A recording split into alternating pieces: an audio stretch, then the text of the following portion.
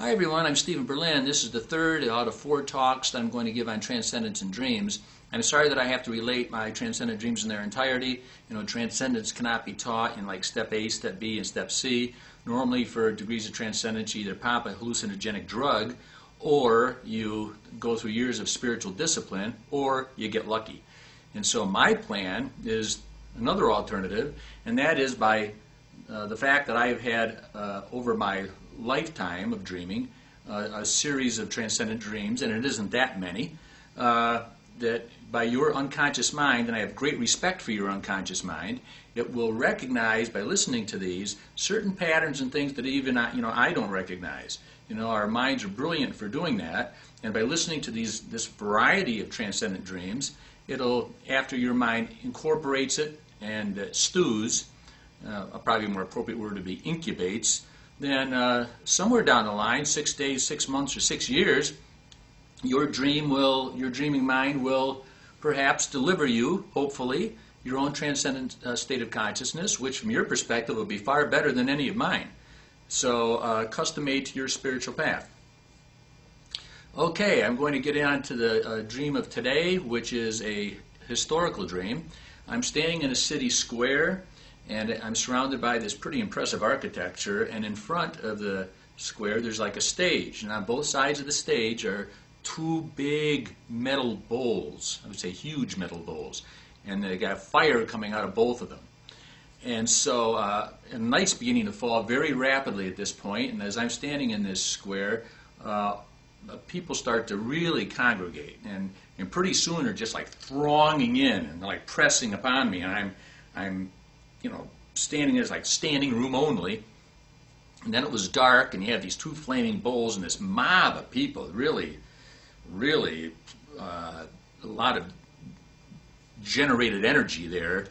And I thought, man, I better stick around. Something's going to happen, So anyway, out of the darkness, from between those 2 bowls, steps Hitler, and he starts addressing the crowd.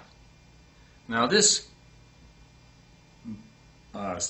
crowd of people now suddenly are spellbound, and I'm witnessing this, and and it was like I was going to say Woodstock. Now, how do you like that? Woodstock and Nazi Germany. Where's that connection?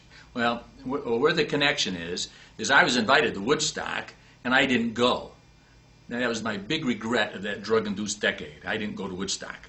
So anyway, but here I was in a historical event, and I was actually there.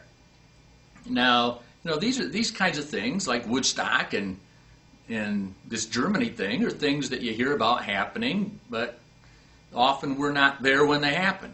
Well, here I was there, and I was amazed by this, but I wasn't lucid. Then I all of a sudden just lifted off the ground vertically, and now my feet are dangling above the heads of this crowd, listening to, the Fuhrer, and I thought, this is a dream? I'm dreaming this? I've been transported back through time? You got to be kidding me! And I'm just flabbergasted. And then right at that point, and obviously this is like a major lucidity now, realizing this, and right at that point, some unseen force began pulling me. I was still in the standing orientation. Some unseen force began to pull me back.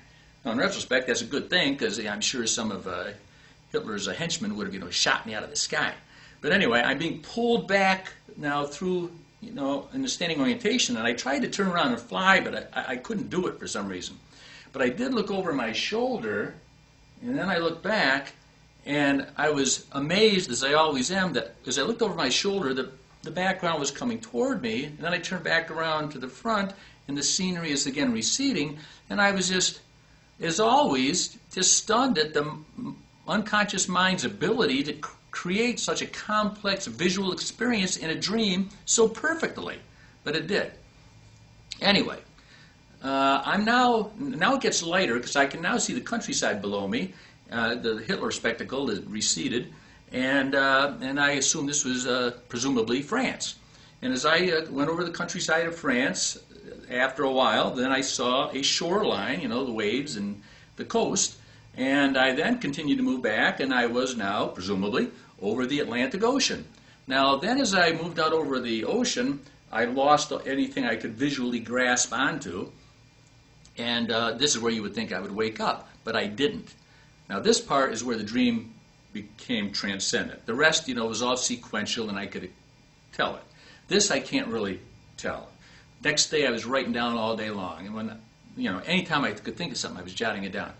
This, all of a sudden, when I was out over the ocean and I lost all visual stimuli, all of a sudden, it rose up in me. It flooded down on top of me like a tsunami on the right and a tsunami on the left. And I was twisted and pulled and yanked and jerked and turned and pushed and shoved and warped and morphed. And I was like an amoeba in a boiling soup of imagery and emotion.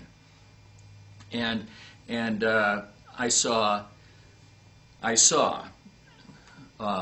war and love and battles and blood and all of the major archetypes, I would say, and family and isolation, nations and flags and religious and sacred symbols, and throughout it all, birth and disease, all manner of disease, and death over and over, and violence, and youthful infatuation, and then all of the common things that are common across cultures and time, implements and tools and timepieces and furniture and transportation and art and music and books, weather, transportation, you name it. And it was I would go in I could keep going on. You can see what I mean. And I woke up then, and my heart was just going boom, boom, boom, boom, and the blood was just thrilling through my veins, and out of breath. And I estimate this dream lasted at least an hour. People say dreams don't last that long, but in my opinion, this lasted more than an hour, maybe an hour and a half. And I was just weak and exhausted by this, and yet I felt that I had witnessed the magnificent epic of man, the divine and mystical drama, the myth of myths. And how it changed me is, very frankly put, I felt that I had lived it all, that I had died all of the deaths, that I had been the victim of every horror in the world, and also the perpetrator of every horror in the world, and also all of the love and all of the compassion and all of the family and all of the good and wonderful things in life as well. And all of the beautiful, I've been all the beautiful artists, and I've written all of the world's most wonderful music and poetry and all this, but all of the bad stuff too, the everything. So, and by extension, and I'm not telling you to believe this, you too, you have too. And how it's changed me is when I see a homeless person, for instance, I think, well, there's me. There's me in another body. And when I hear on TV about some guy or woman, whatever, committing some despicable crime, and they're being sentenced to death, I think, that's me in another body. I'm glad I'm not conscious in that one at the moment. And I just really strongly feel this. So we have been the victims and the perpetrators. And with the world the way it is right now, we need to really have compassion for the world, because we are in this mess together, and we are everything we hate, everything we speak up against.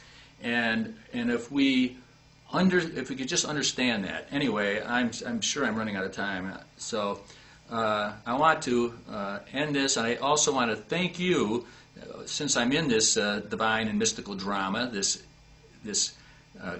chaotic epic of man. I'm glad you're in it with me.